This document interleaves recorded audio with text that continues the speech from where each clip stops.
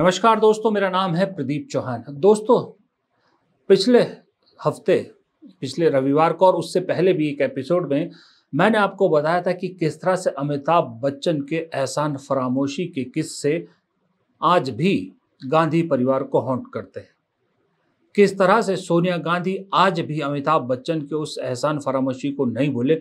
जब उनको जरूरत थी तो अमिताभ बच्चन ने हाथ खड़े कर दिए थे। लेकिन अमिताभ बच्चन के ये किस्से सिर्फ गांधी परिवार के साथ नहीं है। अमिताभ बच्चन की एहसान फरामोशी के किस्से दूर तक यानी विदेशों तक है। आज एक ऐसे ही शख्स की कहानी आपके सामने फिर से लेके आया हूं, जिसने बुरे वक्त में अमिताभ बच्चन की मदद की, लेकिन जब उस मदद को, उस एहसान को चुकाने का मौका आया तो अमिताभ बच्चन अपने पुराने स्टाइल में लौट आए और मजबूरी में उस शख्स को अपने पैसे वापस लेने के लिए अदालत या फिर यूं कहें कानूनी सलाह की या कानूनी सहायता की जरूरत भी आन पड़ी। और सिर्फ वो शख्स ही इस चक्कर में परेशान नहीं हुआ, बल्कि उसके बीच में जो दो महान शख्सियतें और पड़ी थी, जो अमिताभ बच्चन को बहुत बुरे वक्त में 3 शख्सियतों ने मदद की थी, उन्हें भी शर्मिंदगी का सामना करना पड़ा। वो शख्सियतें थे पूर्व प्रधानमंत्री चंद्रशेखर, पूर्व उत्तर प्रदेश के मुख्यमंत्री मुलायम सिंह यादव और उन्हीं की पार्टी के एक नेता अमर सिंह, जो अमिताभ बच्चन के बुरे वक्त में हनुमान बन के उनके साथ खड़े थे। ये जो शख्स जिन्हें अमिताभ बच्चन ने परेशान किया, जिनसे पैसे लेकर लौटाते वक्त बहुत जो है वो जो कहना वो हीरोगिरी दिखाई, उन शख्स का नाम था छोटू भाई केशव भाई पीठावाला, जो जर्मनी में रहते थे, यानी गुजराती एनआरआई थे, जिन्हें रस्सी के पीठावाला के नाम से ज्यादा लोग पहचानते हैं। ये भारत में नहीं रहते थे, ये जर्मनी के में रहने वाले गुजराती एनआरआई थे। अब इस दुनिया में नहीं है, लेकिन बुरे वक्त में अमिताभ बच्चन ने इनसे मदद मांगी और जब लौटाने की बारी आई तो पीठावाला साहब को कानूनी सहायता की जरूरत आन पड़ी। अब इस कहानी को जानने के लिए सबसे बेहतर कौन हो सकता है? ये कहानी बताने के लिए पीठावाला साहब के परिवार का ही कोई सदस्य बेहतरीन तरीके से चीजें सामने रख सकता है। तो इस कहानी की सच्चाई जानने के लिए मैंने बात की पीठावाला जी के बेटे चंद्रवदन पीठावाला से, जो इन दिनों भारत में ही है, गुजरात में है। बोलने में बहुत सॉफ्ट है, पीठावाला के बेटे बहुत सॉफ्ट बोलते हैं, बहुत किसी की बुराई नहीं करते, लेकिन जो कहानी वो आपको बता रहे हैं, उस कहानी का असलियत या उस कहानी की सच्चाई समझने की कोशिश कीजिए। और आइए चलते हैं चंद्रवदन पीठावाला जी के पास। हाँ तो दोस्तों, जैसा कि आप स्क्रीन पे मेरे साथ देख सकते हैं, चंद्रवदन पीठावाला जी गुजरात से हमारे साथ जुड़ चुके हैं। मैंने यूं मोटा मोटा आपको बताया है, लेकिन असल पूरी कहानी क्या है ये चंद्रवदन जी से जानेंगे और उस कहानी के सभी सिरों को आज आपके सामने पेश करने की कोशिश करेंगे। चंद्रवदन जी, सबसे पहले तो आपका स्वागत है हमारे चैनल पर। आप पहली बार आए हैं तो खबरहाट परिवार बहुत बहुत स्वागत जी। चंद्रवदन जी, ये बताएं सर कि ये कहानी दरअसल, क्योंकि मोटा मोटा कहानी पता है, दरअसल ये अमिताभ बच्चन के साथ जो भी कहानी हुई थी, जो वो लेन देन था या जैसी भी पूरी कहानी थी, एक बार आप हमारे दर्शकों को अगर आप बता दें तो आपकी बहुत मेहरबानी होगी। नमस्कार। ये कहानी शुरुआत हुई थी जब अमिताभ जी फाइनेंशियल क्राइसिस में थे और कोइंसिडेंटली मेरे फादर और अमिताभ जी का जो चार्टर्ड अकाउंट था वो कॉमन अकाउंटेंट था, उनके जरिए से थोड़ी बात आई थी। और सीए चार्टर्ड अकाउंट था, उनका नाम था मिस्टर प्रवीण व्यापारी। अनफॉर्चुनेटली ही इज नो मोर। तो सॉरी बीच में रोक रहा हूँ सर, सॉरी बीच में रोक रहा हूँ। आपने कहा जब उनका फाइनेंशियल क्रंच, थोड़ा सा आइडिया देंगे कौन से सन के आसपास की बात है ये, तो थोड़ा सा कनेक्ट होगी, पब्लिक जो है हमारे व्यूअर ज्यादा कनेक्ट कर पाएंगे। I think it's been, I really exactly don't know, but it's been more than 20 years back. When Amitabh was, I mean, it's late 90s. You can say late 90s. Exactly late 90s. And during that period, the common CA, Mr. Praveen Vyapari, was with my father in Germany, and the entire deal was done between my father, Chotubai Pitawala. He's also, unfortunately, he's no more. And through Hindi में sir, Amitabh Bachchan. Sir थोड़ा हिंदी में Okay. Sir. ये पूरी deal जब हमारा common chartered accountant mister Praveen Vyapari Germany में आए थे, क्योंकि मेरे पिताजी की ऑफिस जर्मनी में थी, तो वहां पे बात निकली और एग्जैक्टली उनका वर्डिंग्स क्या मालूम, मगर अमिताभ जी को मदद करने के लिए ही प्रवीण व्यापारी थोड़ा ने मध्यस्थी किया था। वो टाइम पे तो इमीडिएटली फादर ने उनको आई थिंक $100,000 को कुछ इमीडिएटली दे दिया था। और उसके बाद में उनकी बातें आगे चली।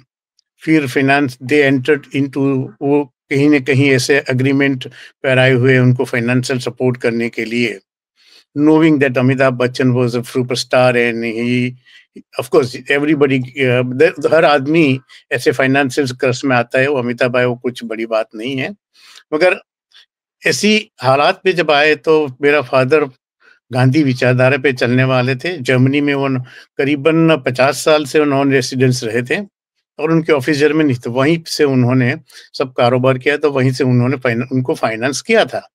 फिर बात आगे चली, एग्रीमेंट बढ़ा, अमाउंट भी बढ़ता गया और वो करीबन काफी बढ़ गया था।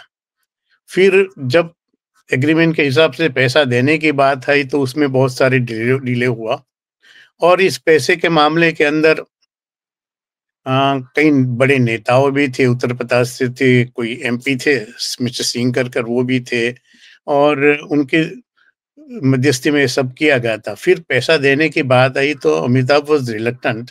मे बी उनकी कुछ फाइनेंशियल पोजीशन वो टाइम पे भी ठीक नहीं हो, मगर वो दिखती नहीं थी, मगर अंदर की बात क्या है वो किसी को पता नहीं चलता।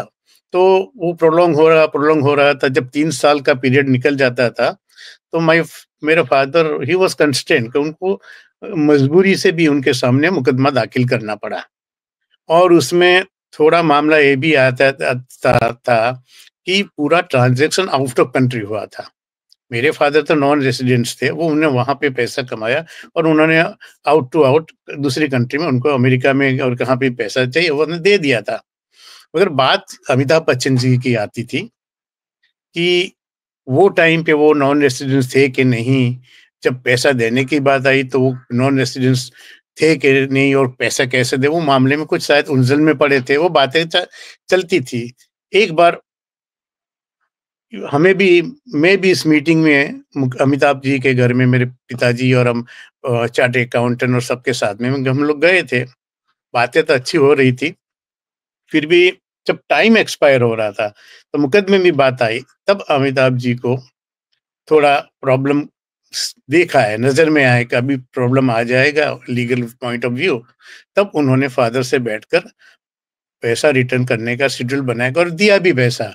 हालांकि कैपिटल आया एज पर द एग्रीमेंट, जो आना चाहिए था वो पूरे पैसे आए नहीं, but my father was helping nature. उन्होंने को सबको हेल्प करता था, जो आया वो पैसा उन्होंने ले लिया वापस। यही स्टोरी थी उनकी। Otherwise by way he was a good person. Even my father was a good person. Amitabh ji was a respected. I still have a respect for him. But वो वक्त की बात ऐसी होती है कि जब वक्त खराब होता है तो किसी के साथ कुछ भी होता है, तो उस हिसाब से हुआ था।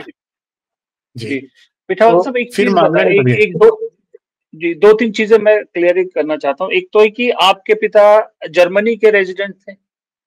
यस। अच्छा। जब हम लोग 72 में हम लोग गए थे, 1972 में, तब उसी टाइम से मेरा फादर वहाँ का रेसिडेंस था। वो यहाँ पे इंडिया में हाल आता थे, but he maintain his non residentship till he died. Okay. और उनका बिजनेस क्या था sir? He was into the fabrication, erection, installation of industrial plant, such ऐसे पेपर प्लांट है, एंड वो भी सब अब्रॉड में ही काम किया था, अफ्रीका, अरेबियन, मिडिल ईस्ट में और वहीं पे। और वो जो डिस्प्यूट में अमाउंट था, वो अमाउंट कितना था जो रिटर्न किया है अमिताभ बच्चन ने विदाउट इंटरेस्ट, जो भी return exactly I don't the amount was about 39 crores or something. Okay. I have all the documents. I mean, whatever that came in the newspaper, वो मैं आपको भेजूंगा। बात ऐसी है कि मेरे फादर भी जब करते थे, वो सबको दिखाते नहीं थे। तो हम भी with due respect to him, we did not ask him so much details, but it was whatever he does, we accepted it. तो हमने ज्यादा जानकारी नहीं, मगर इन्होंने हमें बताया था कि कैपिटल वापस आ गया। तो आपके फादर अब कहाँ हैं? Unfortunately, he is no more. He passed away in 2015. 2015। तो जो अमिताभ ने रिटर्न किया वो उनके रहते रिटर्न किया था या उनकी डेथ के बाद रिटर्न किया? उनके रहते ही किया था। उनके रहते रिटर्न करते थे, लेकिन Yes. रिटर्न तब किया जब मामला अदालत तक पहुंचने वाला था, तब जाके उन्हें लगा कि नहीं, अब जो है अदालत मामला चला जाएगा, तो इसलिए उन्होंने रिटर्न Yes. करने की वो शुरुआत Yes. करी। लीगल कॉम्प्लिकेशन बढ़ने वाला था, तो in order to avoid that उन्होंने कैसे भी कहीं से व्हाटएवर उनकी जो इंटरनल अरेंजमेंट, उन्होंने फादर को पेमेंट रिटर्न कर दिया था। जी। तो एक चीज यहाँ पिठावाला जी जानना जरूरी है कि आप लोगों को, खासकर आपके फादर को, मतलब आपके फादर का था, जरूरत क्यों पड़ गई कि लीगल एड की, उनको लीगल हेल्प लेने की तक की जरूरत पड़ गई? क्या उससे पहले अमिताभ को जब अप्रोच किया गया था, ही वाज डिनाइंग कि भाई वो नहीं दे सकते अभी, या क्या था? नहीं, वो तो रेगुलरली मिलते थे, यहाँ पे भी मिलते थे, अब्रोड में भी मिलते थे, उनकी मीटिंगें होती रहती है। बट बात पैसा जब आता नहीं, और टाइम पीरियड जो फ्रेम है 3 साल के अंदर कुछ भी लीगल होना चाहिए, वो मेंटेन करने के लिए फादर को मुकदमा करना पड़ा। उनको लीगल प्लेटफॉर्म पे जाना पड़ा, और बातचीत तो होती रहती है कि हाँ दे देंगे, मगर वक्त भी गुजर जाता रहा था। ये कौन से सन की बात है जब उन्होंने रिटर्न किया? उन्होंने रिटर्न किया करीबन 2005 के आसपास। 2005 के आसपास। अच्छा। अच्छा, जब उन्होंने पैसा रिटर्न कर दिया और उसके बाद अमिताभ बच्चन के साथ आपके रिश्ते, आपके परिवार के रिश्ते ठीक रहे या रिश्ते खत्म हो गए उसके बाद? नहीं, हम परिवार में से कोई भी अमिताभ के साथ मिले नहीं थे। ओनली एज अ सन में ही उनको एक ही बार उनके घर पे मिला था, मीटिंग में गए थे तब। बाकी ऐसा कुछ था नहीं। फादर ऑल्सो यूज्ड टू, वो भी इंडिया में अमिताभ जी से मिलने का अवॉइड ही करते थे, बाहर ही मिलते थे, और ऐसा हमारा फैमिली रिश्ता था नहीं। सॉरी, जब आपके फादर एक्सपायर हुए तब आए थे अमिताभ बच्चन आप लोगों से मिलने, या कोई जी नहीं, मैसेज, कुछ कोई कांटेक्ट किया? जी नहीं, जी नहीं, कुछ नहीं, कोई कांटेक्ट नहीं कुछ किया, नहीं। हालांकि आप लोग अब इंडिया में ही रहते हो। हम भी नॉन रेसिडेंट, हम आते जाते रहते हैं, ज्यादा इंडिया में रहते हैं, but we maintain our 180 days. अच्छा। तो उस वक्त जो अखबारों में, वहां जो न्यूज में, पेपर्स वगैरह में आ रहा था, वो क्या छप रहा था? किस तरह की न्यूज जो आपने देखी? क्या उसमें क्या सही छप रहा था, या कुछ ऐसा लग रहा था कि एक्स्ट्रा भी जो मसाला जैसे लगाते हैं नहीं, कई बार मीडिया में, वही बात? नहीं, मसाले में कुछ नहीं था। शायद मुझे अभी उनका, I can not recollect the name of that member of parliament who passed away due to kidney disease, and he belongs to the SP, with Mulayam ji के साथ था। Amar Singh. Sorry, Amar Singh. Amar Singh, yes yes, वो भी बीच में था, और चंद्रशेखर जी भी बीच में था। तो चंद्रशेखर जी अपना भूतपूर्व प्रधानमंत्री, बिकॉज मेरा फादर और चंद्रशेखर बहुत ही सारे अच्छे फ्रेंड्स थे।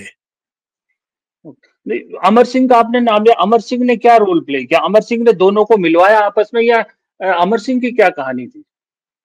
नहीं, मिलवाया नहीं था। जब बातें पैसे की आ रही है, जब मीटिंगें चल रही थी, तो वो बीच में आए थे। वो मुझे मालूम है, एक बार मेरे फादर प्रवीण व्यापारी चार्टर्ड अकाउंटेंट के घर पे गए, तो वहां पे भी अमर सिंह थे, और उनके साथ बात हुई थी। बिकॉज अमर सिंह ने भी अमिताभ को अच्छी तरह से, मुलायम सिंह ने भी उनको फाइनेंस किया था। दे बेल्ड हिम आउट मेनी टाइम्स, तो उसी की वजह से रहे थे। और चंद्रशेखर जी ने शायद बोला होगा कि पिठावाला का पैसा निकाल कर दो, उनको करवा दीजिए। अ, आपके फादर का नाम अभी तक आपने कहीं जिक्र नहीं आया, उनके फादर का नाम क्या था आपके फादर का? मेरा फादर का नाम छोटू भाई केशव भाई Pithawala, but he is known as रस्सी के पिठावाला। रस्सी के पीटा वाला। यस। Okay okay. अच्छा पिटावाला साहब, क्योंकि आपके पास वक्त की कमी है, आपको निकलना है, आपके परिवार में जी। कुछ मेडिकल है वो भी है, आपसे एक आखिरी सवाल ये जानना चाहूंगा कि अभी तक जो मुझे कहानी समझ में आई कि आपके फादर ने मिड 90s में क्राइसिस में हेल्प करी अमिताभ बच्चन की अबाउट 39 करोड़ या जो भी चलिए अमाउंट है, जो भी। वो काफी 3 साल के लिए आप वो बात हुई थी, लेकिन रिटर्न नहीं हुआ तो आपके फादर को लीगल हेल्प की जरूरत पड़ी, तब अमिताभ बच्चन ने अमाउंट रिटर्न किया 39 करोड़ आपके फादर का। लेकिन वो अमाउंट सिर्फ और सिर्फ जो कीमत जो दिया गया था उतना था, कोई इंटरेस्ट या कुछ इस तरह की चीज पे नहीं की गई। ये क्या यही कहानी समझ सही है? यही थी, जब बिकॉज जब बोलते थे कि फाइनेंशियल क्राइसिस अभी भी है, तो मेरे फादर ने छोड़ दिया लुक हियर कि मैंने हेल्प के लिए आपको पैसे दिए थे, बिजनेस के लिए, अर्निंग के लिए नहीं दिया था, तो he just gave it off. Okay, लेकिन कोई इंटरेस्ट अमिताभ ने पे नहीं किया? जी नहीं।